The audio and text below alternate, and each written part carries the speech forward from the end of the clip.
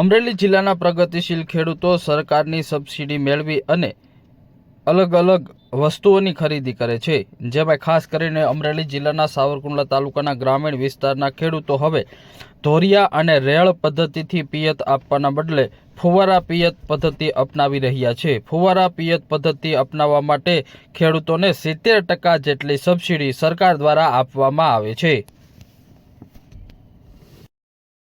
મારું નામ ગોંડલિયા મુકેશ છે। 20 વીઘા જમીન હું ધરાવું છું અને 20 વીઘામાં હું અત્યાર સુધી ધોરિયા સિસ્ટમથી પાણી પિયત આપતો હતો જમીનમાં।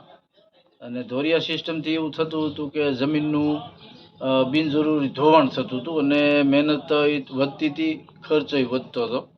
પછી મને સરકારની આ જે ફુવારા પાઇપલાઇનની યોજના છે એમાં સરકાર સબસિડી આપે છે એની જાણ થઈ, એટલે એના અમે ફોર્મ ભર્યા। ફોર્મ ભરીને અમારે ફુવારા પાઇપલાઇન મંજૂર થઈ અને ફુવારા પાઇપલાઇન મંજૂર થઈ એમાં સરકારની સબસિડી પણ અમને મળી। અને એ ફુવારા પાઇપલાઇનથી જે અત્યારે અમે પિયત કરીએ છીએ એના લીધે અમારે એક તો બિનજરૂરી જમીનનું જે ધોવાણ થતું હતું એ ધોવાણ અટક્યું છે। બીજા નંબરમાં જમીન જે કડક થઈ જાય છે, આપણે જે ધોરિયા પદ્ધતિથી જે પિયત કરીએ છીએ તેમાં જમીન કડક થઈ જાય છે, એના બદલે આ ફુવારા પદ્ધતિથી જમીન એકદમ ભરભરી પહોંચી રહી છે અને ખર્ચ ઘટ્યો છે, સમય બચે છે અને પિયત સારું થાય છે।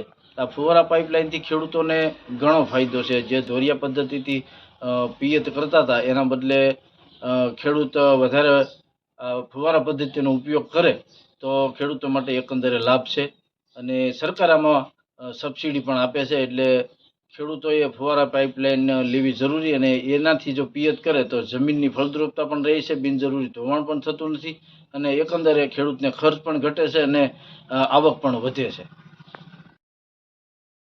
અમરેલી જિલ્લાના ગ્રામીણ વિસ્તારમાં ખેડૂતો અલગ અલગ સરકારની સબસિડી મેળવી રહ્યા છે।